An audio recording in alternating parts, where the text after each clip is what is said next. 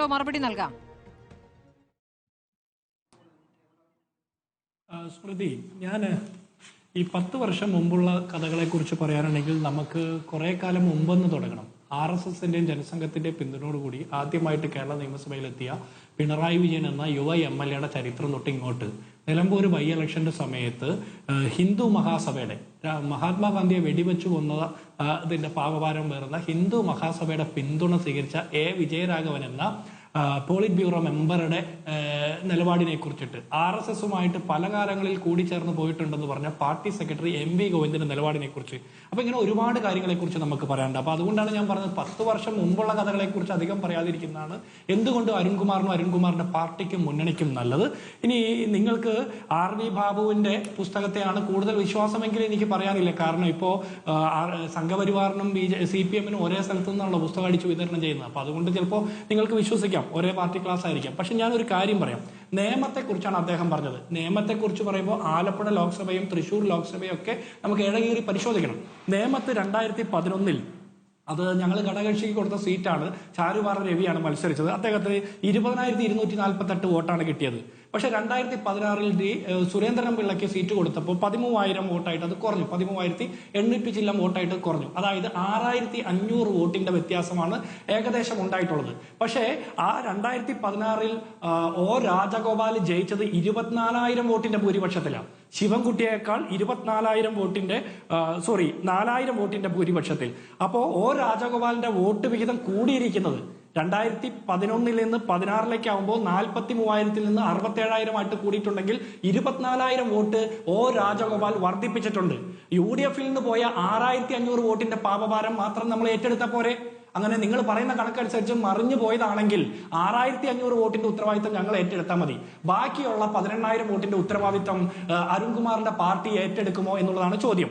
ഇനി 2021 K മുരളീധരൻ മത്സരിക്കുമ്പോൾ ഞങ്ങൾ കൈപ്പത്തി ചിഹ്നത്തിൽ സ്ഥാനാർത്ഥിയെ നിർത്തി മത്സരിപ്പിച്ചത് കൊണ്ട് തന്നെയാണ് BJPയുടെ അക്കൗണ്ട് പൂട്ടിച്ചതെന്നുള്ള ഉത്തരവാദിത്ത ബോധത്തോടെ പറയുന്നതിന് കാരണം 23,000 വോട്ട് K മുരളീധരൻ വർദ്ധിപ്പിച്ചതിന്റെ മാത്രം ഫലത്തിലാണ് 4,000 വോട്ടിന്റെ ഭൂരിപക്ഷത്തിൽ ശിവൻകുട്ടി ജയിച്ചത് എന്ന് നിങ്ങൾ തിരിച്ചറിയണം. അപ്പോൾ നിങ്ങൾ കേമം കൊണ്ടല്ല നിയമത്തെ അക്കൗണ്ട് പൂട്ടിച്ചത്. ഞങ്ങൾ ഘടകകക്ഷിക്ക് ആ സീറ്റ് കൊടുത്തപ്പോൾ ഞങ്ങളുടെ ശ്രദ്ധക്കുറവ് കൊണ്ട് ചില പാളിച്ചയുണ്ടായി. അത് 6,500 വോട്ടിന്റെ വ്യത്യാസമാണ്. പക്ഷെ BJP ജയിച്ചത് 24,000 വോട്ടിന്റെ വ്യത്യാസത്തിലാണ്. ബാക്കി 18,000-18,000-ഓളം വരുന്ന വോട്ടിന്റെ ഉത്തരവാദിത്തം നിങ്ങൾ ഏറ്റെടുക്കുമോ എന്നുള്ളതാണ് ചോദ്യം. ഇനി കഴിഞ്ഞ ലോക്സഭാ തെരഞ്ഞെടുപ്പിൽ ശോഭാ സുരേന്ദ്രൻ മത്സരിച്ച ആലപ്പുഴയിൽ 1,00,000-ലധികം വോട്ടിന്റെ ഭൂരിപക്ഷം അവർക്ക് വോട്ട് കൂടിയപ്പോൾ നിങ്ങളുടെ ഒരേ ഒരു കനലായിട്ടുള്ള ആരിഫിന്റെ വോട്ടുകൾ 1,00,000-ലധികം പോയി. ആ വോട്ട് പോയത് ശോഭാ സുരേന്ദ്രനിലേക്ക്. KC വേണുഗോപാൽ എന്ന് പറഞ്ഞ സ്ഥാനാർത്ഥി കൈപ്പത്തി ചിഹ്നത്തിൽ മത്സരിച്ചില്ലായിരുന്നെങ്കിൽ ശോഭാ സുരേന്ദ്രൻ തൃശ്ശൂരിലെ പോലെ തന്നെ പാർലമെന്റ് MP ആകുമായിരുന്നു. നിങ്ങൾ വോട്ട് കച്ചവടം നടത്താൻ വേണ്ടിയിട്ട് നിങ്ങളുടെ കനൽ തരിയെ വെള്ളമൊഴിച്ച് കിടത്തുന്ന കാഴ്ചയാണ് ആലപ്പുഴയിൽ കണ്ടത്. ഇനി തൃശ്ശൂർ പാർലമെന്റ് സീറ്റിന്റെ പേരിൽ ഞങ്ങൾ ഒരുപാട് പഴി കേട്ടതാണ്. നിങ്ങളൊന്ന് ഇഴകേറി പരിശോധിക്കണം. അവിടെ വോട്ട് ചോരി നടന്നിട്ടുണ്ട്, കള്ളവോട്ട് നടത്തിയിട്ടുണ്ട്, ഒരുപാട് കൃത്രിമങ്ങൾ നടത്തിയിട്ടുണ്ടെന്നുള്ള ഒരുപാട് ഫാക്ടുകൾ പുറത്തു വന്നിട്ടുണ്ട്. അതൊന്നും ഏറ്റുപിടിക്കാൻ CPM തയ്യാറായിട്ടില്ല. ആകെ ഒരു സുനിൽകുമാർ ഇടയ്ക്കിടയ്ക്ക് കരയുന്നതല്ലാതെ. ഇനി ഒരു കാര്യം പറയാം. നിങ്ങളുടെ മന്ത്രിയായിട്ടുള്ള ബിന്ദുവിന്റെ കോൺസ്റ്റിറ്റ്യുവൻസി ഇരിങ്ങാലക്കുട, LDFന്റെ മന്ത്രിയായിട്ടുള്ള രാജന്റെ കോൺസ്റ്റിറ്റ്യുവൻസി ഒല്ലൂരടക്കം 6 കോൺസ്റ്റിറ്റ്യുവൻസിയിൽ 6 കോൺസ്റ്റിറ്റ്യുവൻസിയിലും BJP ലീഡ് ചെയ്യുന്ന സാഹചര്യം ഉണ്ടായിരുന്നു. ഇനി നിങ്ങൾ തന്നെ ജയിച്ചിട്ടുള്ള LDFന്റെ MLA ഉള്ള ഗുരുവായൂർ K മുരളീധരനാണ് ലീഡ് ചെയ്തിട്ടുള്ളത്. അപ്പൊ പാപഭാരം ഞങ്ങൾക്ക്. തൊട്ട് മുമ്പത്തെ നിയമസഭാ തെരഞ്ഞെടുപ്പിൽ നിങ്ങൾ വലിയ ഭൂരിപക്ഷത്തിന് ജയിച്ച മുഴുവൻ സ്ഥലങ്ങളിലും BJP ലീഡ് ചെയ്യുന്നതിന്റെ ഉത്തരവാദിത്തം ഞങ്ങളുടെ തലയിൽ കെട്ടിവെച്ച് നിങ്ങൾ ഒരുപാട് കാലം കള്ളം പറഞ്ഞു. അപ്പൊ ഈ ഡീൽ എന്ന് പറഞ്ഞാൽ നമ്മൾ ഇതിന്റെ രേഖ വെച്ച് പരിശോധിക്കുമ്പോൾ ഉത്തരവാദിത്തം നിങ്ങളുടെ തലയിൽ. ഇനി അടുത്തത് ഇല്ല, ഞാൻ പെർമിറ്റ് ചെയ്യുന്നില്ല. എനിക്ക് കുറച്ച് കാര്യം പറയാനുണ്ട്. നിങ്ങൾ തമ്മിൽ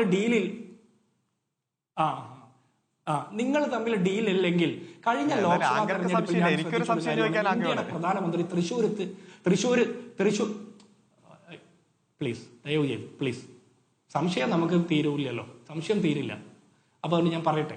കഴിഞ്ഞ ലോക്സഭാ തെരഞ്ഞെടുപ്പിന്റെ സമയത്ത് തൃശ്ശൂർ തേക്കിൻകാട് മൈതാനത്ത് വന്ന് പ്രസംഗിച്ച നരേന്ദ്രമോദി ഇന്ത്യയുടെ പ്രധാനമന്ത്രിയാണ്. അദ്ദേഹം പറഞ്ഞത് കേരളത്തിലെ മുഖ്യമന്ത്രിയുടെ ആഫീസ് കേന്ദ്രീകരിച്ച് സ്വർണ്ണക്കടത്ത് നടത്തി എന്ന് അറിയാമെന്ന് പറഞ്ഞു. നാളിതുവരെ കേന്ദ്ര സർക്കാർ അക്കാര്യത്തിൽ ഒരു നിലപാട് സ്വീകരിച്ചിട്ടില്ല. സ്വർണ്ണക്കടത്ത് കേസിൽ, ലൈഫ് മിഷൻ കേസിൽ മുഖ്യമന്ത്രിയുടെ മനസാക്ഷി സൂക്ഷിപ്പുകാരൻ ശിവശങ്കരൻ 112 ദിവസം ജയിലിൽ കിടന്നു. എന്നിട്ട് എന്റെ മുഖ്യമന്ത്രിയുടെ ഒരു ചോദ്യം ചോദിക്കാതിരുന്നത്? ശിവശങ്കരൻ ഒരു ടിഷ്യൂ പേപ്പർ കൊടുത്താൽ ഒപ്പിടുമെന്നാണ് ഇവർ പറഞ്ഞിട്ടുള്ളത്. അപ്പോ ലൈഫ് മിഷൻ കേസ്, സ്വർണ്ണക്കടത്ത് കേസ്, മകളുടെ മാസപ്പടി, മകന് വന്നിട്ടുള്ള ED നോട്ടീസ്, കരുവന്നൂരിലെ കള്ള സഖാക്കന്മാരുടെ വിഷയം, മൊയ്തീന്റെ സ്വത്ത് കണ്ടെടുത്തി എന്ന് പറഞ്ഞ ED നോട്ടീസ്, ഇങ്ങനെ ഒരുപാട് കേസുകൾ ചർച്ച ചെയ്യപ്പെടാനുണ്ട്. അപ്പൊ ഡീലിന്റെ ഭാഗമായിട്ടാണ് മറ്റെല്ലാ സംസ്ഥാനങ്ങളിലും രാഷ്ട്രീയ വേട്ടയുടെ ഭാഗമായിട്ട് പ്രതിപക്ഷത്ത് നിൽക്കുന്ന രാഷ്ട്രീയ നേതാക്കന്മാരെ ED ഉൾപ്പെടെയുള്ള കേന്ദ്ര സർക്കാരിന്റെ, കേന്ദ്ര ഏജൻസികളുടെ കേടികൾ വന്ന് ഭീഷണിപ്പെടുത്തുമ്പോൾ കേരളത്തിൽ മുഖ്യമന്ത്രിയോട് ഇത്തരം ചോദ്യം ചോദിക്കാൻ ധൈര്യമില്ലാതിരിക്കുന്നതോ താല്പര്യമില്ലാതിരിക്കുന്നതോ അത് ഇവര് തമ്മിലുള്ള ഡീലിന്റെ 10 വർഷക്കാലത്തെ പ്രവൃത്തി ബന്ധം കൊണ്ടാണെന്നുള്ള ചോദ്യം ചോദിക്കുമ്പോൾ തിരഞ്ഞെടുപ്പുമായി ബന്ധപ്പെട്ട എന്ത് ഡീൽ, ഈ പറയുന്ന 7 മണ്ഡലങ്ങൾ എന്ത് തെളിവിന്റെ അടിസ്ഥാനത്തിലാണെന്ന് കൂടി അരുൺകുമാർ ചോദിക്കുന്നുണ്ട്.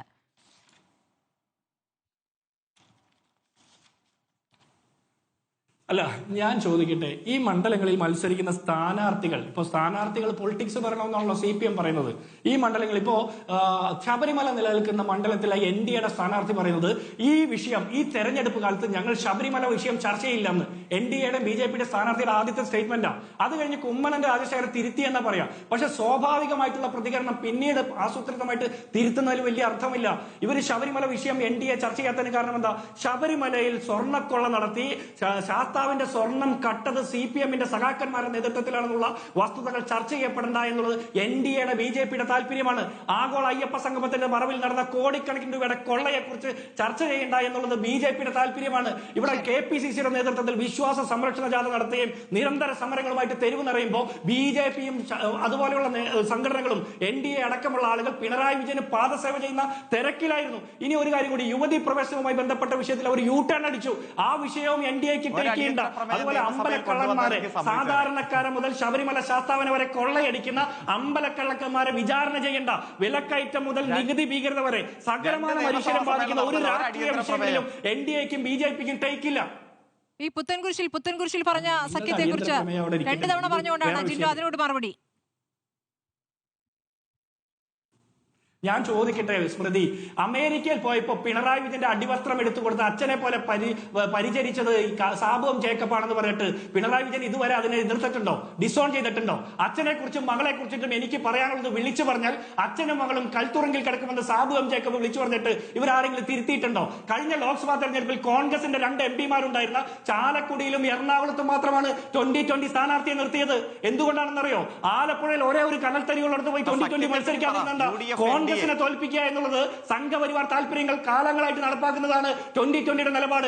അതുകൊണ്ടാണ് PV ശ്രീനിധനെ ജയിപ്പിക്കാൻ വേണ്ടിയിട്ട്, സജീന്ദ്രനെ തോൽപ്പിക്കാൻ വേണ്ടിയിട്ട് കഴിഞ്ഞ നിയമസഭാ തെരഞ്ഞെടുപ്പിൽ 2020 പണിയെടുത്തത്. വോട്ട് ഭിന്നിപ്പിക്കാൻ വേണ്ടിയിട്ട്, സർക്കാർ വിരുദ്ധ വോട്ടുകൾ, ജനദ്രോഹ സർക്കാരിനെതിരായിട്ടുള്ള ജനങ്ങളുടെ വോട്ട് ഭിന്നിപ്പിക്കാൻ വേണ്ടിയിട്ട് 2020 നടത്തുന്ന പൊറാട്ട് നാടകങ്ങളാ. അല്ലെങ്കിൽ അടിവസ്ത്രം എടുത്തു കൊടുത്ത അച്ഛനെ പോലെ കണ്ട ആ പിണറായി സത്യം വിളിച്ചു പറയുന്നേ, നാട്ടുകാരെ കൊള്ളയടിക്കുന്ന അച്ഛനും മകളും കുടുംബക്കാരും ജയിലിൽ പോകട്ടെ. ശരി അരുൺകുമാർ മറുപടി. ഒറ്റ കാര്യമുള്ളൂ. ഇപ്പൊ തൃശ്ശൂരിലെ ആ മണ്ഡലം ഈ മണ്ഡലം എന്നൊക്കെ പറഞ്ഞ് വിവരിക്കുന്നത് കേട്ടല്ലോ. നമ്മൾ മിണ്ടാതിരുന്നതാണ്. ഇതൊക്കെ കേരളത്തിലെ ജനങ്ങൾ കേൾക്കണല്ലേ. തൃശ്ശൂർ ലോക്സഭാ മണ്ഡലത്തിൽ കോൺഗ്രസിന് കുറഞ്ഞത് 86,650 വോട്ടാണ്.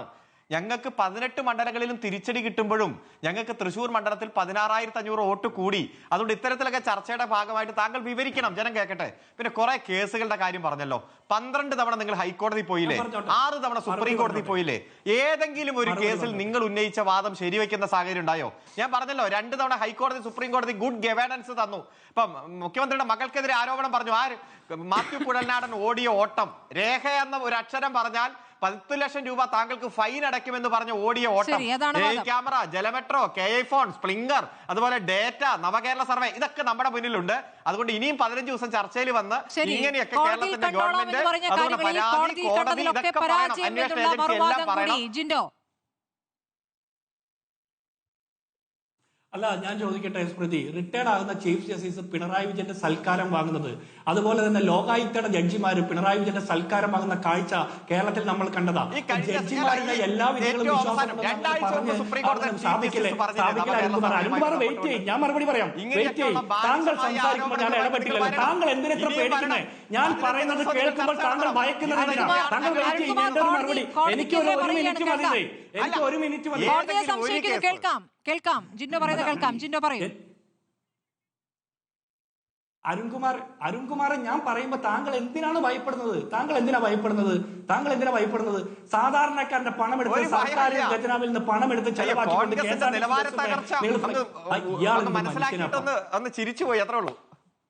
ഇവിടെ ജഡ്ജിമാർക്കെതിരെ പ്രകടനമൊക്കെ നടന്നിട്ടുണ്ടതിനു മുൻപ് അരുൺകുമാർ ഒന്ന് പറയട്ടെ പ്ലീസ്. ജിൻഡോ പൂർത്തിയാക്കൂ. ഏതെങ്കിലും ഒരു കേസ് ജിൻഡോ പൂർത്തിയാക്കൂ. കേസായിട്ട് പോകുമ്പോ ഒരെണ്ണം ജയിക്കണ്ടേ? ഒരെണ്ണം. താങ്കൾ പേടിക്കല്ലേ? നിങ്ങളുടെ മുഖ്യമന്ത്രിയുടെ മകള് എന്ത് സേവനം ചെയ്തിട്ടാ മാസപ്പടി വാങ്ങിയത്? എന്ത് സേവനം ചെയ്തിട്ടാ? അരുൺകുമാർ ഒന്ന് പറഞ്ഞേ, എന്ത് പണിയാണ് അവർ ചെയ്തത്? ശമ്പളം കിട്ടിയത് എന്ത് പണിയാണ് ചെയ്തത്? ഇതുവരെ പുറത്തു എടുത്ത് കാണിച്ചത് ലക്ഷം രൂപ ഫൈൻ അടയ്ക്കുമെന്ന് പറഞ്ഞ് ഇനിയും നിങ്ങൾക്ക് സുപ്രീം കോടതി പറഞ്ഞ വാദം ചോദിക്കല്ലേ? നിങ്ങൾ ചോദിച്ചുകൊണ്ടേയിരിക്കും. It is not a public investigation, it is a publicity investigation എന്ന് പ്രതിപക്ഷ നേതാവിന്റെ മുഖത്ത് നോക്കി പറഞ്ഞില്ലേ? രാഷ്ട്രീയ ധാർമ്മികത എന്ന് പറഞ്ഞാൽ പ്രതിപക്ഷ നേതാവിന് വേണമെന്ന് പറഞ്ഞില്ലേ? ഈ രാജ്യത്ത് ഏതെങ്കിലും പ്രതിപക്ഷ നേതാവിന് ഈ അനുഭവം ഉണ്ടായിട്ടുണ്ടോ? സാധാരണക്കാർക്ക് അറിയണ്ടേ? നിങ്ങൾ ചർച്ച ചെയ്യ്. സാധാരണക്കാർക്ക് അറിയണ്ടേ? പരമോന്നത നീതിപീഠമായ സുപ്രീം കോടതി ക്ലീൻ ചിറ്റ് കൊടുത്തിട്ടും നിങ്ങൾ ചർച്ച ചെയ്യ്. ഇതാണ് കേരളത്തിലെ കോൺഗ്രസിന്റെ അവസ്ഥ.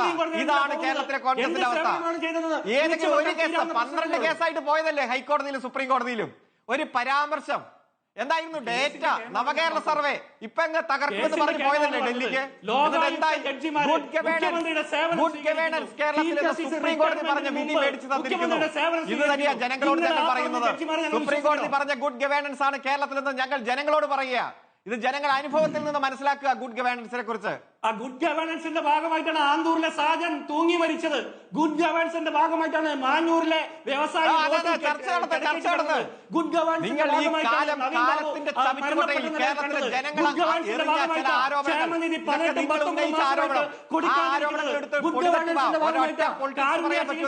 ഇൻഷുറൻസ് പദ്ധതിയും ഇല്ലാതാക്കപ്പെട്ടത്. ഗുഡ് ഗവേണൻസിന്റെ ഭാഗമായിട്ടാണ് ഈ ജോലി 300-ൽ നിന്ന് 7,400 സ്റ്റാർട്ടപ്പ്. അങ്ങനെ രാഷ്ട്രീയം അത് ഞങ്ങൾ ചർച്ച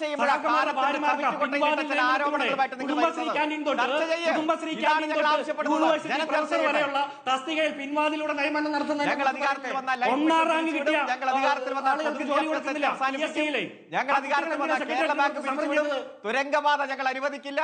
അതുപോലെ ദേശീയപാത കമ്മീഷൻ ചെയ്യാൻ ഞങ്ങൾ അനുവദിക്കില്ല. മലയോര ഹൈവേ അനുവദിക്കില്ല. കപ്പൽ വരാൻ ഞങ്ങൾ അനുവദിക്കില്ല. ഇതൊക്കെ നിങ്ങൾ പറഞ്ഞത് കേരളം ചർച്ച ചെയ്യുമ്പോഴാണ് നിങ്ങൾ കാലത്തിന്റെ ചവിറ്റുകൊട്ടയിൽ നിന്ന് ആരോപണമായിട്ട് ഇറങ്ങി തിരിച്ചിരിക്കുന്നത്. ചർച്ച ചെയ്യും മിസ്റ്റർ. ഇല്ലാത്ത ആളുകളാണ് പറയുന്നത്, കപ്പലിന്റെ കഥ പറയുന്നത്. 5,000 ആരോപണം ആയിക്കോട്ടെ. പത്രത്തിൽ വാർത്ത പഠിപ്പിച്ച പിണറായി വിജയന്റെ പാർട്ടിയുടെ നേതാവ് പറയാണ് കപ്പൽ വരുന്ന കഥ. എത്ര തവണ ചർച്ച ചെയ്തു? 17 കൊല്ലം മുമ്പേ വിഴിഞ്ഞത്തിന്റെ ഉദ്ഘാടനം നിർവഹിക്കാൻ പോകുന്നു. 2ാം തവണ ബോട്ട് ഇറങ്ങില്ലെന്ന് പറഞ്ഞല്ലേ നിങ്ങൾ? അതുപോലെ തന്നെ ക്രെയിൻ വരുമ്പോൾ സ്വീകരിക്കാൻ ഞങ്ങൾക്ക് മനസ്സില്ലെന്ന് പറഞ്ഞ പ്രതിപക്ഷ നേതാവ് പോയി. 2ാം ഘട്ട ഉദ്ഘാടനത്തിന് മുമ്പ് പോയി ചിരിച്ചുകൊണ്ടിരുന്നതല്ലോ. എത്രയോ അനുഭവങ്ങൾ. ഒരൊറ്റ പൊളിറ്റിക്സ് ഈ തെരഞ്ഞെടുപ്പുമായി ബന്ധപ്പെട്ടുകൊണ്ട് നിങ്ങൾക്ക് ചർച്ച ചെയ്യാൻ പറ്റുമോ? ഒറ്റ വികസന കാര്യം, ഒറ്റ ക്ഷേമ കാര്യം, പശ്ചാത്തല സൗകര്യ വികസന കാര്യം ഒന്നുമില്ലല്ലോ നിങ്ങളുടെ കയ്യിൽ. ശരി, നമുക്ക് അടുത്ത ദിവസം ഇരിക്കാം. അടുത്ത ദിവസം ഡീലിന്റെ കാര്യത്തിൽ കൂടുതൽ മണ്ഡലങ്ങളുടെ തെളിവുമായി പ്രതിപക്ഷ നേതാവ് വരുന്നുവെന്ന് നോക്കാം. അതല്ല, ഇപ്പോൾ പറഞ്ഞ അരുൺകുമാർ പറഞ്ഞതുപോലെ സർക്കാരുമായി ബന്ധപ്പെട്ട വിഷയങ്ങളിലേക്ക് പ്രതിപക്ഷം നീങ്ങുന്നുവെന്ന് നോക്കാം.